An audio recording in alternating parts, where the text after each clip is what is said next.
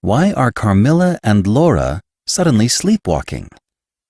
J. Sheridan LeFanu, today on the Classic Tales podcast.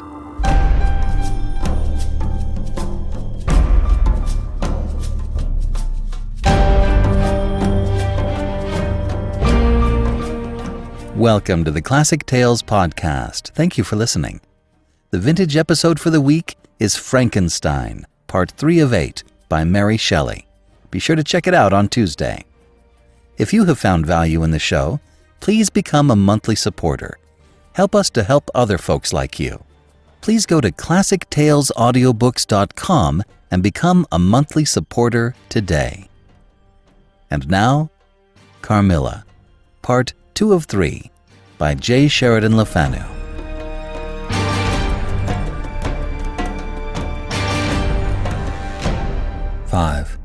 A wonderful likeness.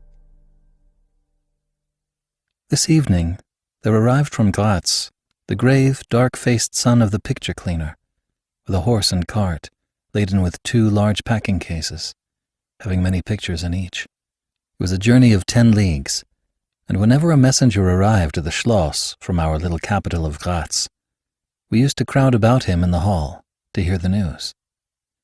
This arrival created in our secluded quarters quite a sensation.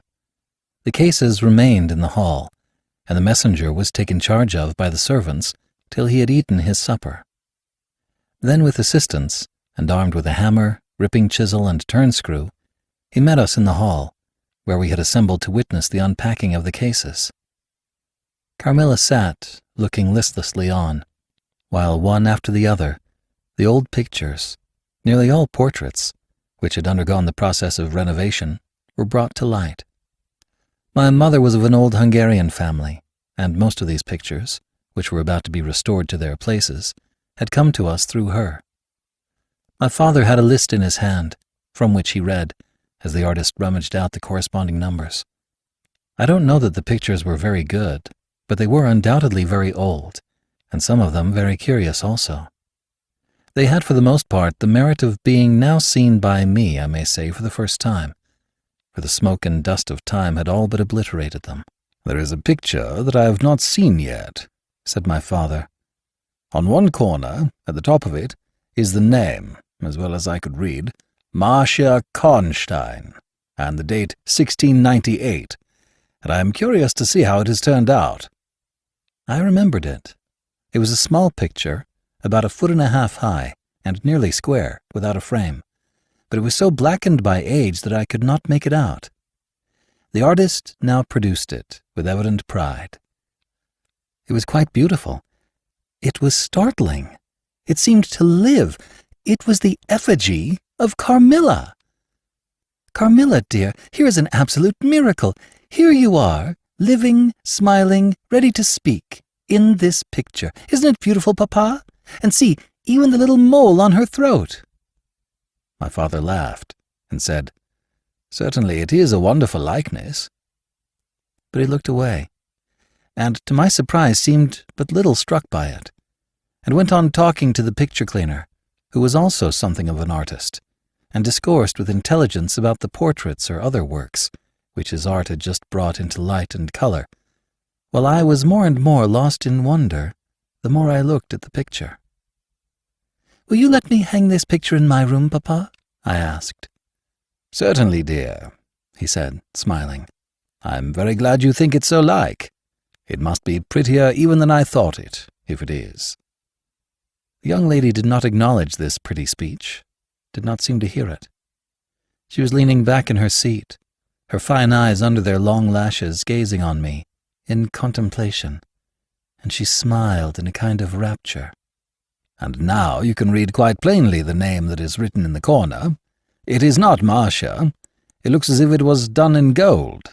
The name is Mircalla, Countess Karnstein, and this is a little coronet over and underneath A.D. 1698.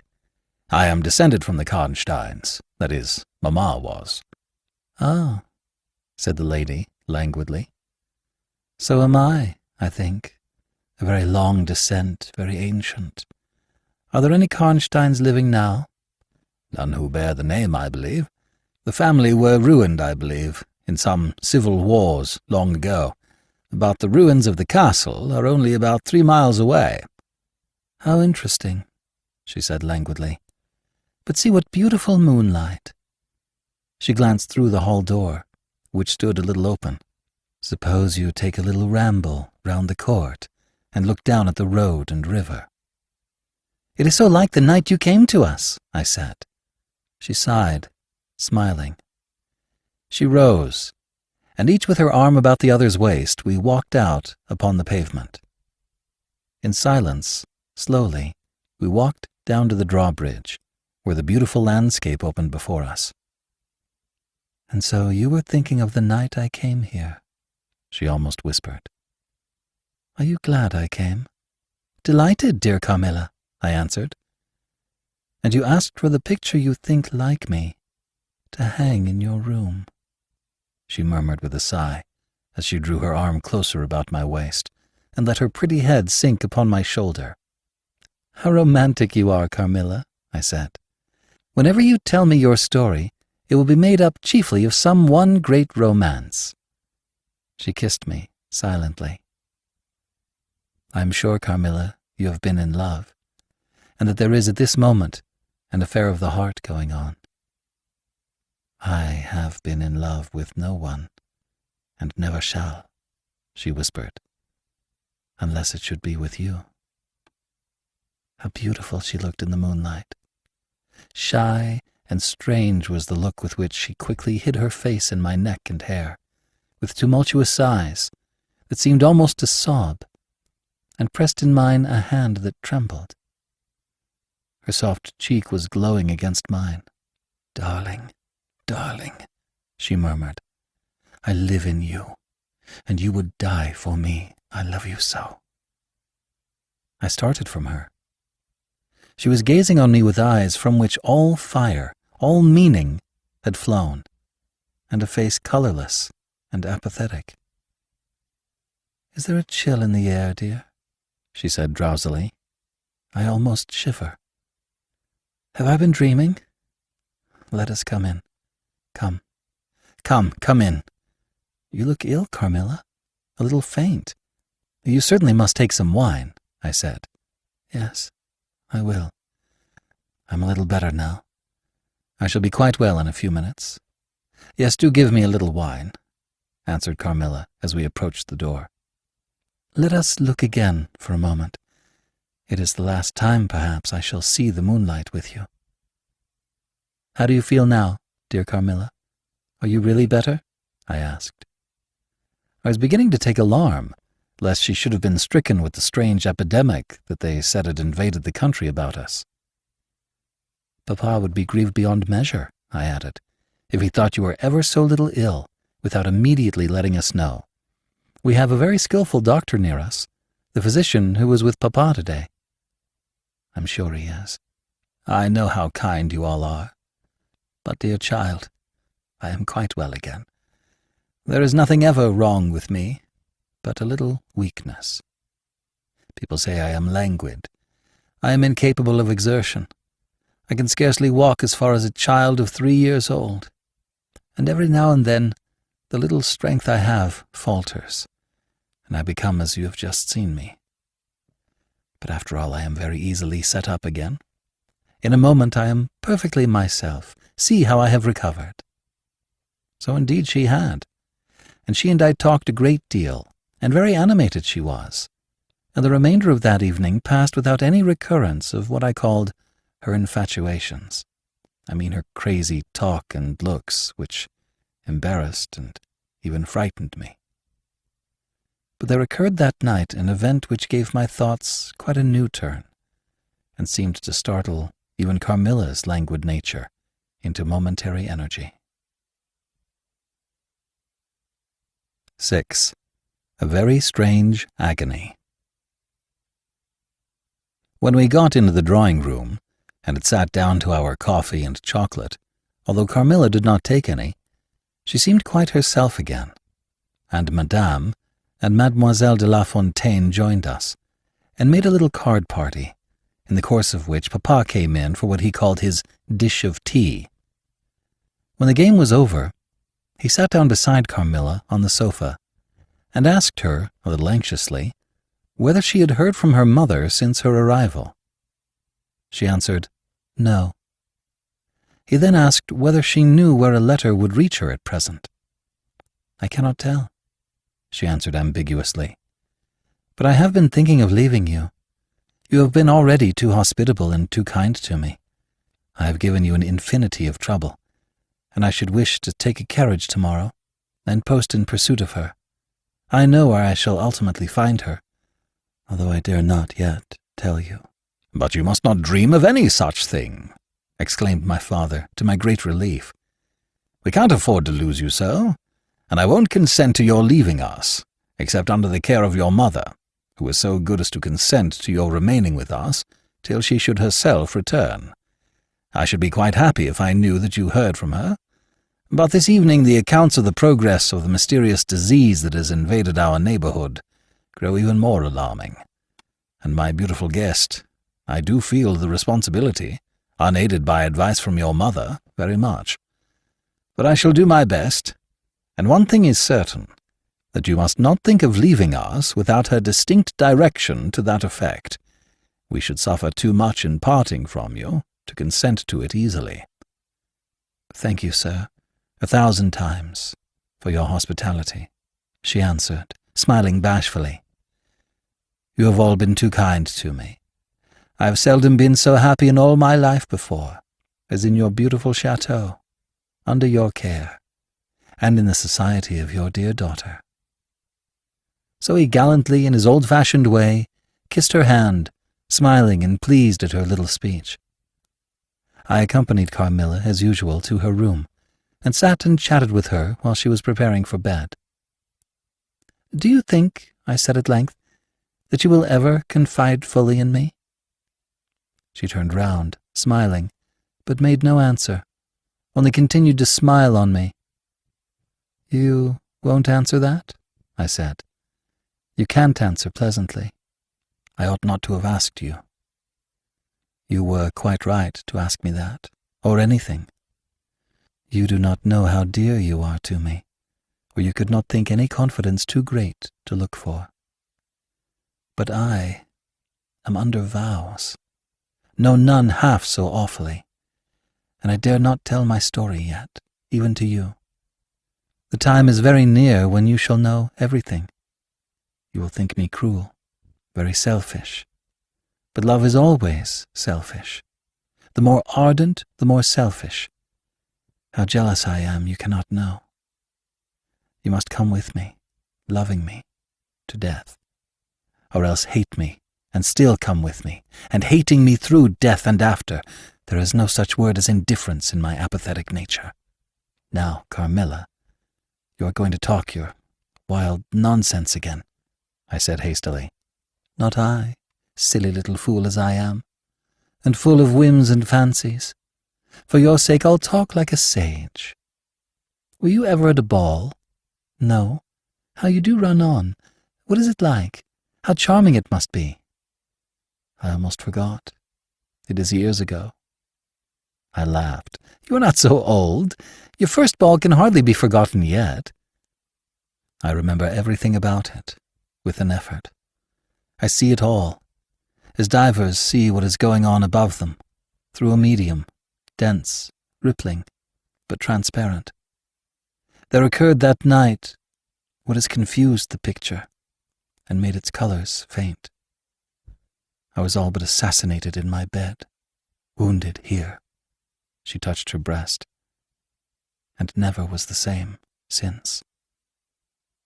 "Were you near dying?" "Yes, very.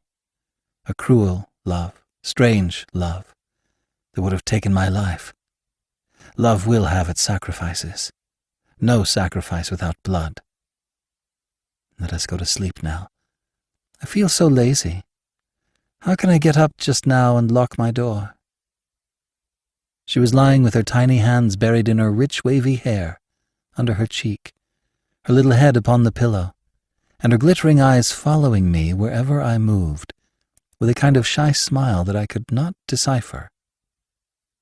I bid her good night, and crept from the room with an uncomfortable sensation.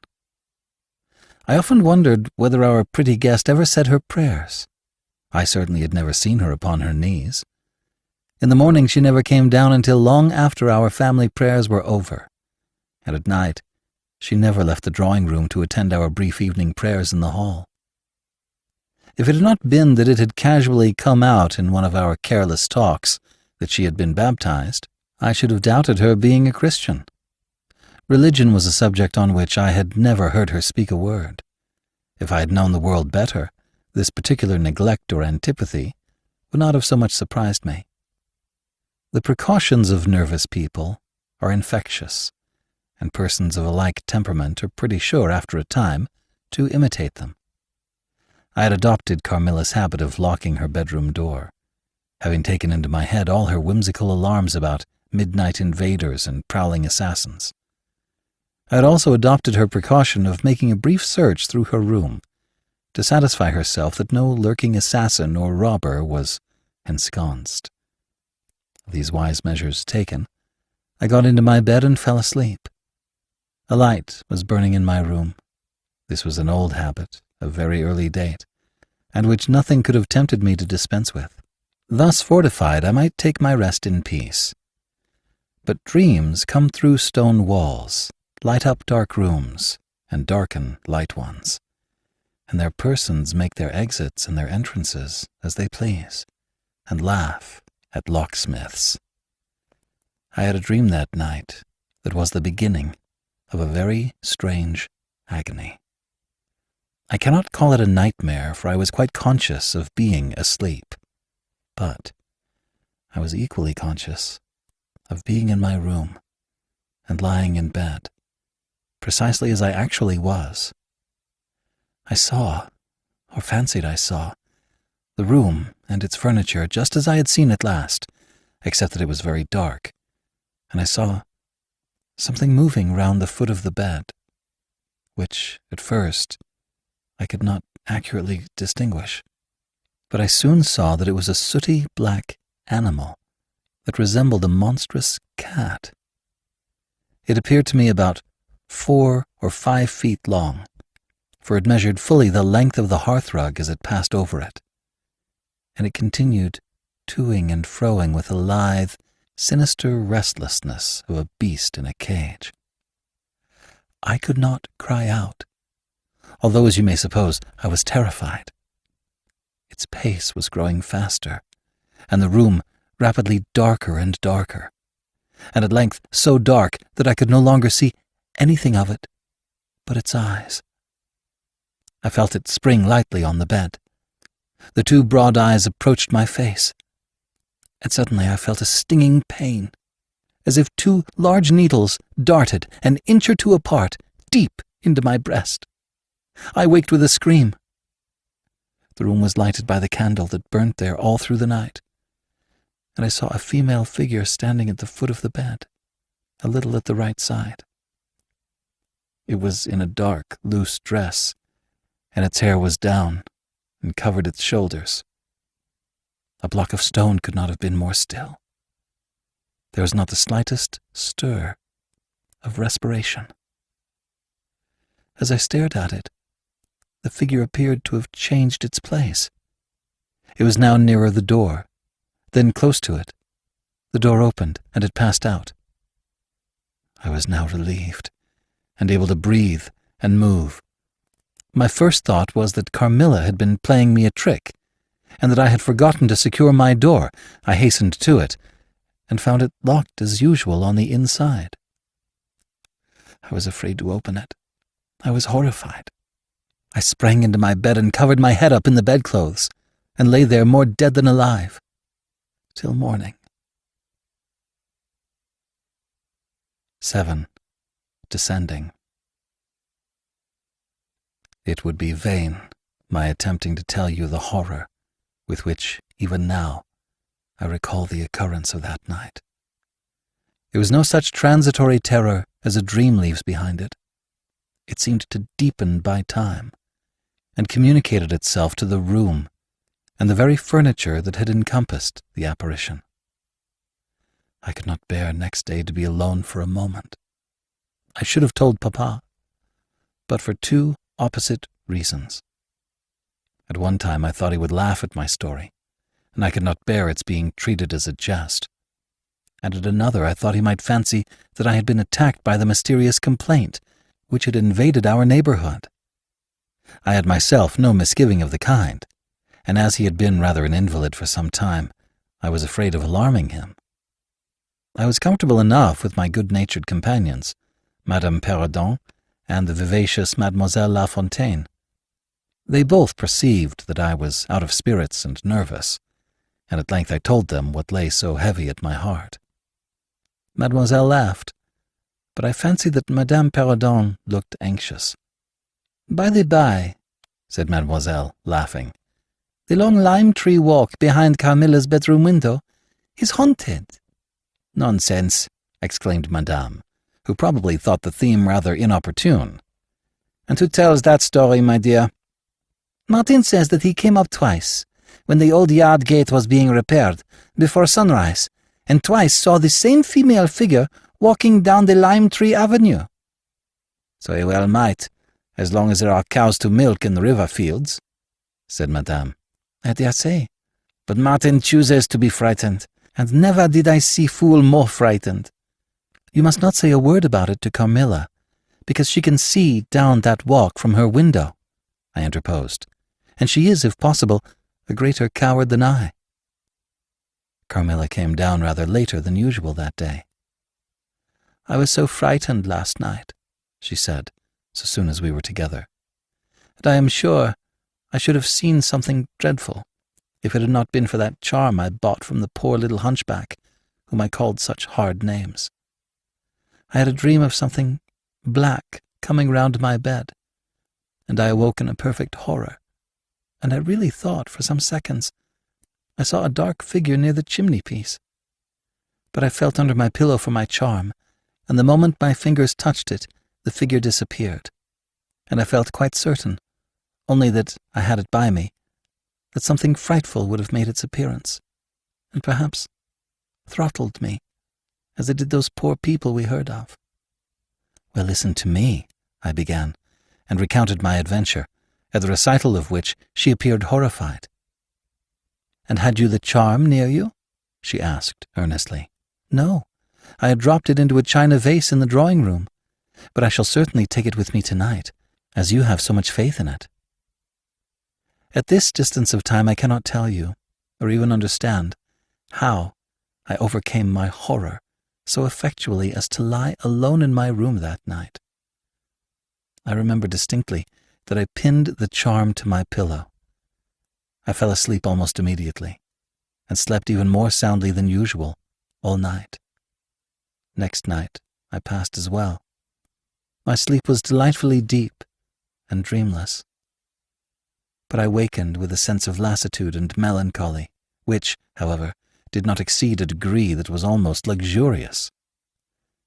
"Well, I told you so," said Carmilla, when I described my quiet sleep. "I had such delightful sleep myself last night.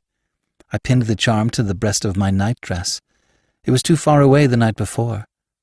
I am quite sure it was all fancy, except the dreams. I used to think that evil spirits made dreams, but our doctor told me it is no such thing. Only a fever passing by, or some other malady, as they often do," he said, knocks at the door, and not being able to get in, passes on with that alarm. "And what do you think the charm is?" said I. "It has been fumigated or immersed in some drug, and is an antidote against the malaria," she answered. "Then it acts only on the body?" "Certainly. You don't suppose that evil spirits are frightened by bits of ribbon, or the perfumes of a druggist's shop? No. These complaints, wandering in the air, begin by trying the nerves, and so infect the brain. But before they can seize upon you, the antidote repels them. That, I am sure, is what the charm has done for us. It is nothing magical. It is simply natural." I should have been happier if I could have quite agreed with Carmilla. But I did my best, and the impression was a little losing its force.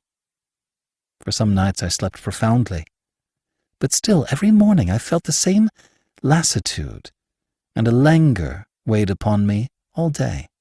I felt myself a changed girl.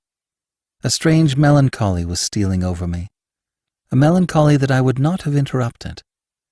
Dim thoughts of death began to open, and an idea that I was slowly sinking took gentle, and somehow not unwelcome, possession of me. If it was sad, the tone of mind which this induced was also sweet. Whatever it might be, my soul acquiesced in it. I would not admit that I was ill. I would not consent to tell my papa or to have the doctor sent for. Carmilla became more devoted to me than ever, and her strange paroxysms of languid adoration more frequent.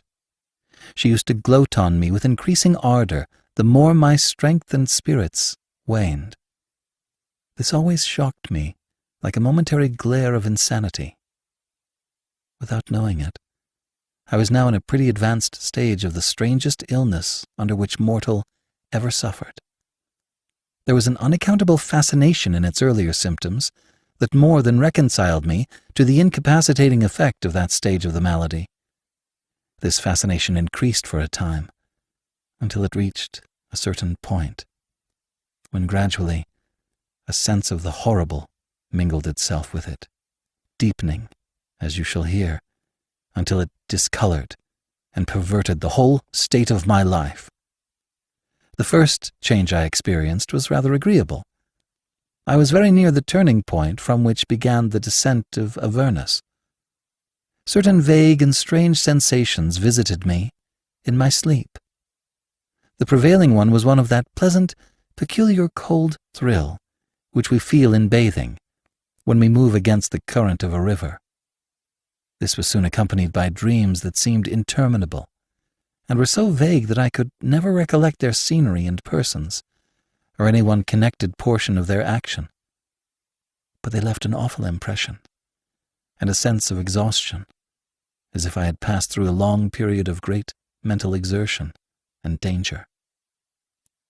After all these dreams, there remained on waking a remembrance of having been in a place very nearly dark, and of having spoken to people whom I could not see, and especially of one clear voice of a female's, very deep, that spoke as if at a distance, slowly, and producing always the same sensation of indescribable solemnity and fear.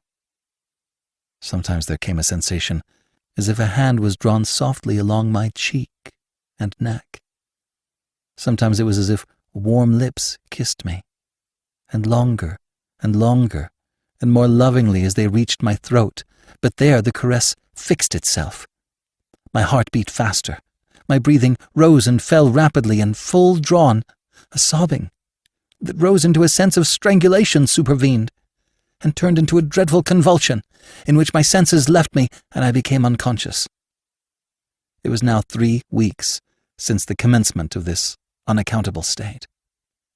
My sufferings had, during the last week, told upon my appearance. I had grown pale, my eyes were dilated and darkened underneath, and the languor which I had long felt began to display itself in my countenance. My father asked me often whether I was ill, but with an obstinacy which seems to me unaccountable, I persisted in assuring him that I was quite well. In a sense this was true. I had no pain.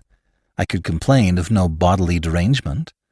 My complaint seemed to be one of the imagination, or the nerves, and, horrible as my sufferings were, I kept them, with a morbid reserve, very nearly to myself. It could not be that terrible complaint which the peasants called the opium, for I had now been suffering for 3 weeks, and they were seldom ill for much more than 3 days, when death put an end to their miseries. Carmilla complained of dreams and feverish sensations, but by no means so alarming a kind as mine. I say that mine were extremely alarming. Had I been capable of comprehending my condition, I would have invoked aid and advice on my knees. The narcotic of an unsuspected influence was acting upon me, and my perceptions were benumbed. I am going to tell you now of a dream that led immediately to an odd discovery. One night, instead of the voice I was accustomed to hear in the dark, I heard one sweet and tender, and at the same time terrible, which said, "Your mother warns you to beware of the assassin." At the same time a light unexpectedly sprang up, and I saw Carmilla, standing near the foot of my bed, in her white nightdress, bathed, from her chin to her feet, in one great stain of blood. I wakened with a shriek, possessed with the one idea that Carmilla was being murdered. I remember springing from my bed, and my next recollection is that of standing on the lobby, crying for help. Madame and Mademoiselle came scurrying out of their rooms in alarm. A lamp burned always on the lobby, and seeing me, they soon learned the cause of my terror. I insisted on our knocking at Carmilla's door. Our knocking was unanswered. It soon became a pounding and an uproar. We shrieked her name, but all was in vain. We all grew frightened, for the door was locked. We hurried back in panic to my room. There we rang the bell long and furiously. If my father's room had been at that side of the house, we would have called upon him at once to our aid, but alas, he was quite out of hearing, and to reach him involved an excursion for which we none of us had courage. Servants, however, soon came running up the stairs. I had got on my dressing gown and slippers meanwhile, and my companions were already similarly furnished. Recognizing the voices of the servants on the lobby, we sallied out together, and having renewed, as fruitlessly, our summons at Carmilla's door, I ordered the men to force the lock. They did so, and we stood, holding our lights aloft in the doorway, and so stared into the room. We called her by name, but there was still no reply. We looked round the room. Everything was undisturbed. It was exactly in the state in which I had left it on bidding her good night. But Carmilla was gone. 8. Search. At sight of the room, perfectly undisturbed except for our violent entrance, we began to cool a little, and soon recovered our senses sufficiently to dismiss the men. It had struck Mademoiselle that possibly Carmilla had been wakened by the uproar at her door, and in her first panic had jumped from her bed and hid herself in a press or behind a curtain, from which she could not, of course, emerge until the major domo and his myrmidons had withdrawn. We now recommenced our search, and began to call her name again. It was all to no purpose. Our perplexity and agitation increased. We examined the windows, but they were secured. I implored of Carmilla, if she had concealed herself, to play this cruel trick no longer, to come out and to end our anxieties. It was all useless. I was by this time convinced that she was not in the room, nor in the dressing room, the door of which was still locked on this side. She could not have passed it. I was utterly puzzled. Had Carmilla discovered one of those secret passages which the old housekeeper said were known to exist in the Schloss, although the tradition of their exact situation had been lost? A little time would no doubt explain all. Utterly perplexed as for the present we were. It was past 4 o'clock, and I preferred passing the remaining hours of darkness in Madame's room. Daylight brought no solution of the difficulty. The whole household, with my father at its head, was in a state of agitation next morning. Every part of the chateau was searched, the grounds were explored. No trace of the missing lady could be discovered. The stream was about to be dragged. My father was in distraction. What a tale to have to tell the poor girl's mother on her return. I too was almost beside myself, though my grief was quite of a different kind. The morning was passed in alarm and excitement. It was now 1 o'clock, and still no tidings. I ran up to Carmilla's room, and found her standing at her dressing table. I was astounded. I could not believe my eyes. She beckoned me to her with her pretty finger, in silence. Her face expressed extreme fear. I ran to her in an ecstasy of joy. I kissed and embraced her again and again. I ran to the bell and rang it vehemently, to bring others to the spot, who might at once relieve my father's anxiety. "Dear Carmilla, what has become of you all this time? We have been in agonies of anxiety about you," I exclaimed. "Where have you been? How did you come back?" "Last night has been a night of wonders," she said. For mercy's sake, explain all you can." "It was past 2 last night," she said, "when I went to sleep as usual in my bed, with my doors locked, that of the dressing room and that opening upon the gallery. My sleep was uninterrupted, and so far as I know, dreamless. But I woke, just now, on the sofa in the dressing room there, and I found the door between the rooms open and the other door forced. How could all this have happened without my being wakened? It must have been accompanied with a great deal of noise, and I am particularly easily wakened. And how could I have been carried out of my bed without my sleep having been interrupted? I, whom the slightest stir startles." By this time, Madame, Mademoiselle, my father, and a number of the servants were in the room. Carmilla was of course overwhelmed with inquiries, congratulations, and welcomes. She had but one story to tell, and seemed the least able of all the party to suggest any way of accounting for what had happened. My father took a turn up and down the room, thinking. I saw Carmilla's eye follow him for a moment with a sly, dark glance. When my father had sent the servants away, Mademoiselle having gone in search of a little bottle of valerian and sal volatile, and there being no one now in the room with Carmilla except my father, Madame, and myself, he came to her thoughtfully, took her hand very kindly, led her to the sofa, and sat down beside her. "Will you forgive me, my dear, if I risk a conjecture and ask a question?" "Who can have a better right?" she said. "Ask what you please, and I will tell you everything. But my story is simply one of bewilderment and darkness. I know absolutely nothing. Put any question you please. But you know, of course, the limitations Mamma has placed me under." "Perfectly, my dear child. I need not approach the topics on which she desires our silence. Now, the marvel of last night consists in your having been removed from your bed and your room without being wakened, and this removal having occurred apparently while the windows were still secured and the 2 doors locked upon the inside.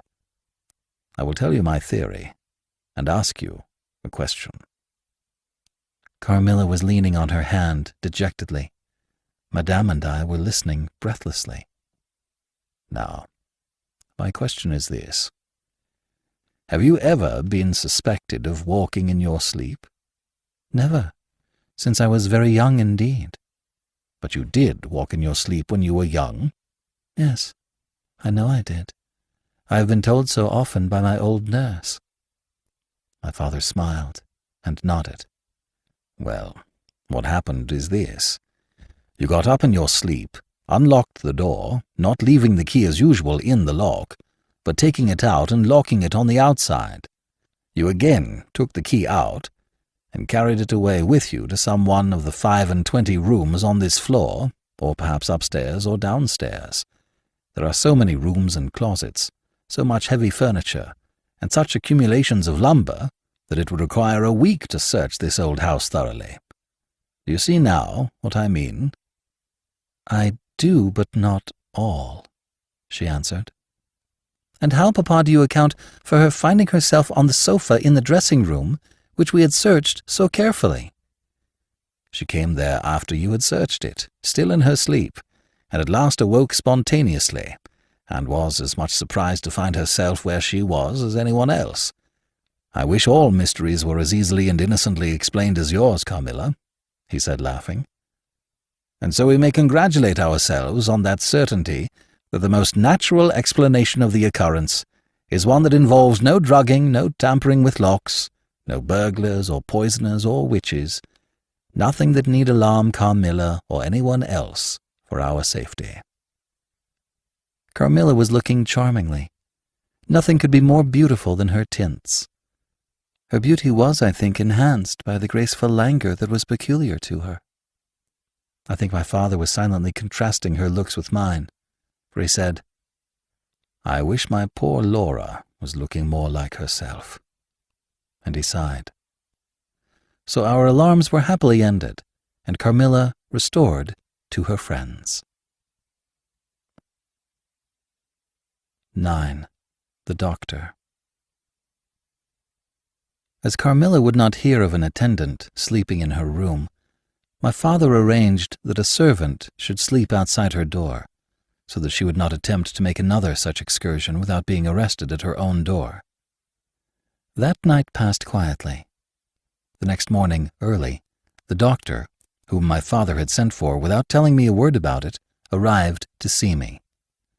Madame accompanied me to the library, and there the grave little doctor, with white hair and spectacles, whom I mentioned before, was waiting to receive me.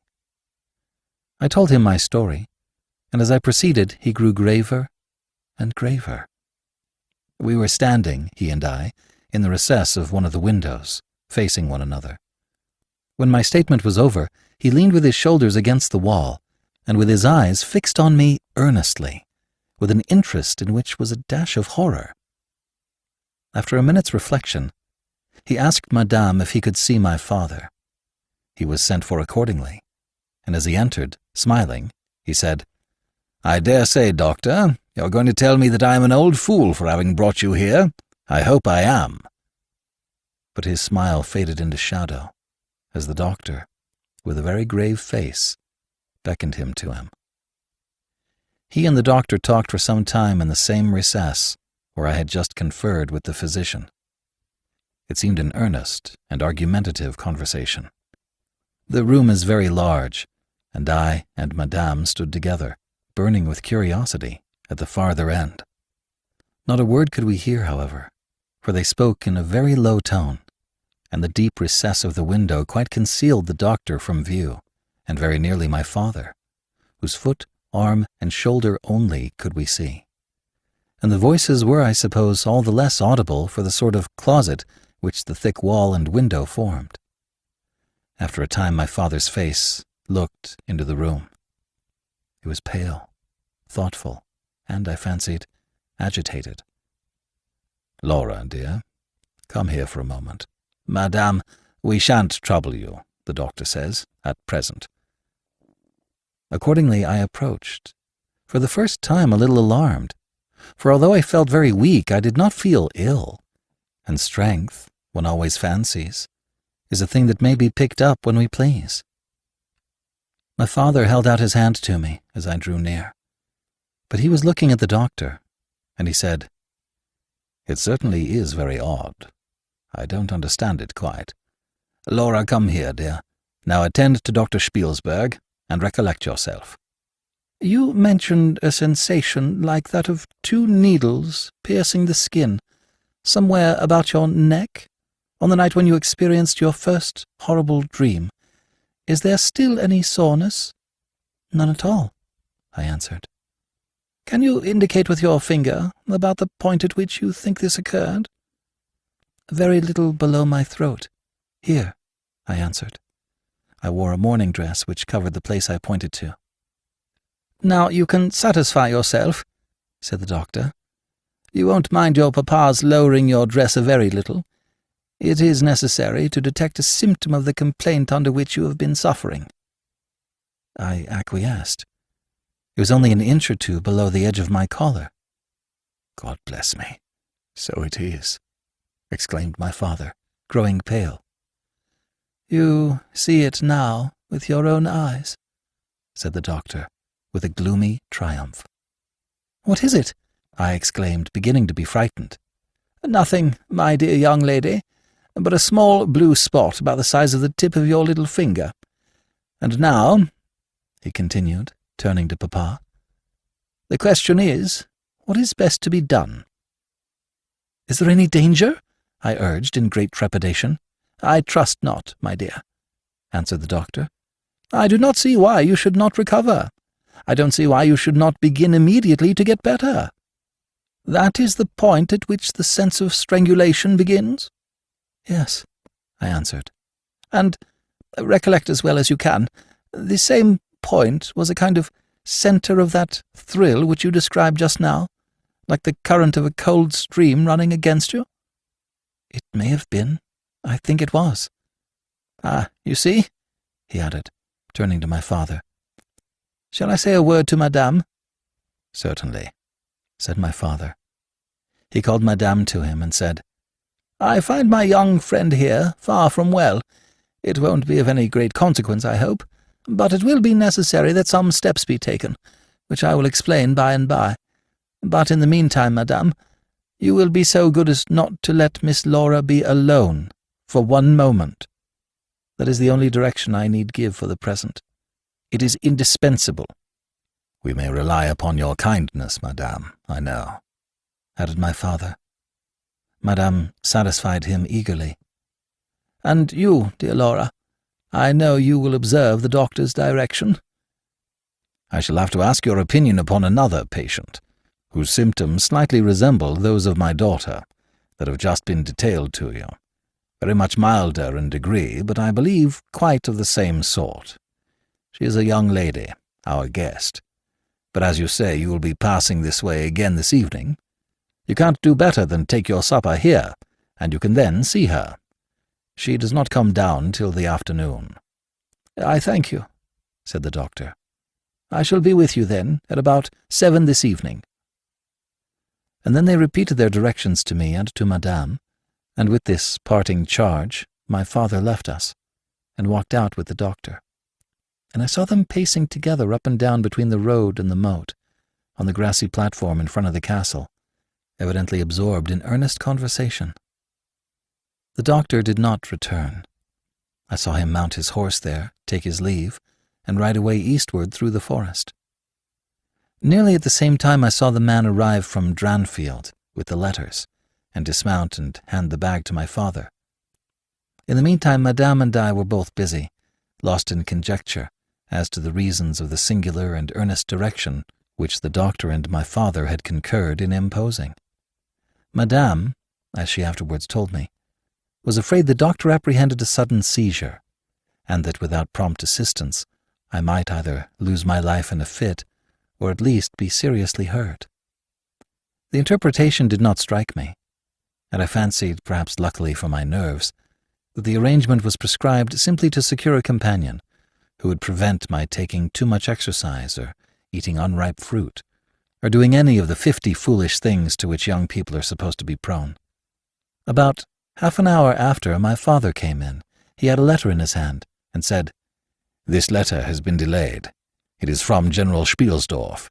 He might have been here yesterday. He may have not come till tomorrow, or he may be here today." He put the open letter into my hand, but he did not look pleased, as he used when a guest, especially one so much loved as the General, was coming.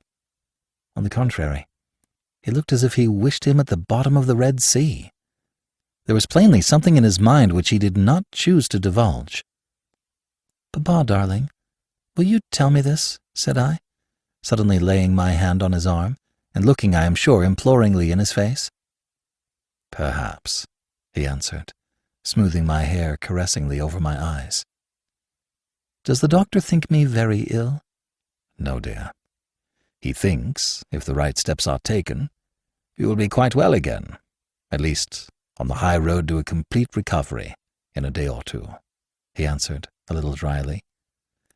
"I wish our good friend the General had chosen any other time. That is, I wish you had been perfectly well to receive him." "But do tell me, Papa," I insisted. "What does he think is the matter with me?" "Nothing. You must not plague me with questions," he answered, with more irritation than I ever remember him to have displayed before. And seeing that I looked wounded, I suppose, he kissed me, and added, "You shall know all about it in a day or two. That is, all that I know. In the meantime, you are not to trouble your head about it." He turned and left the room, but came back before I had done wondering and puzzling over the oddity of all this. It was merely to say that he was going to Karnstein, and had ordered the carriage to be ready at 12, and that I and Madame should accompany him.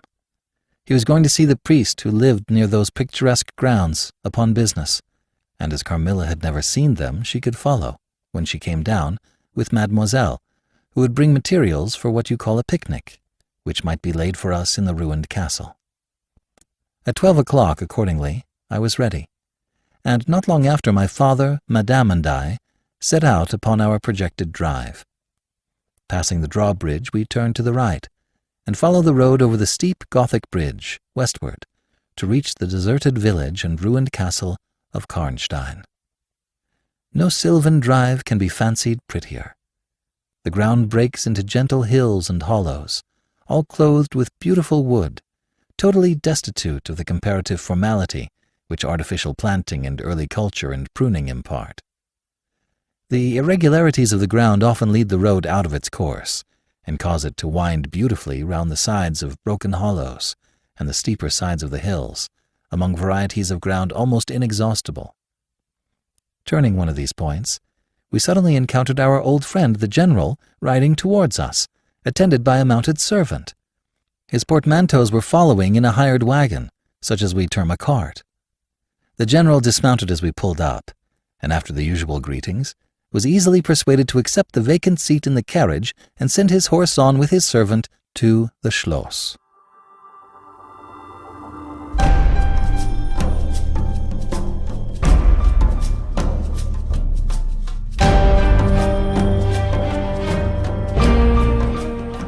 This is B.J. Harrison. I hope you've enjoyed this unabridged production of Carmilla, Part 2 of 3 by J. Sheridan LeFanu. If you've enjoyed this episode, please become a supporting member by going to classictalesaudiobooks.com and clicking the appropriate button. And thanks for pitching in. Thank you for joining me today and allowing classic literature to awaken your better self. Please join me next time, and we'll rediscover the greatest stories ever put to paper.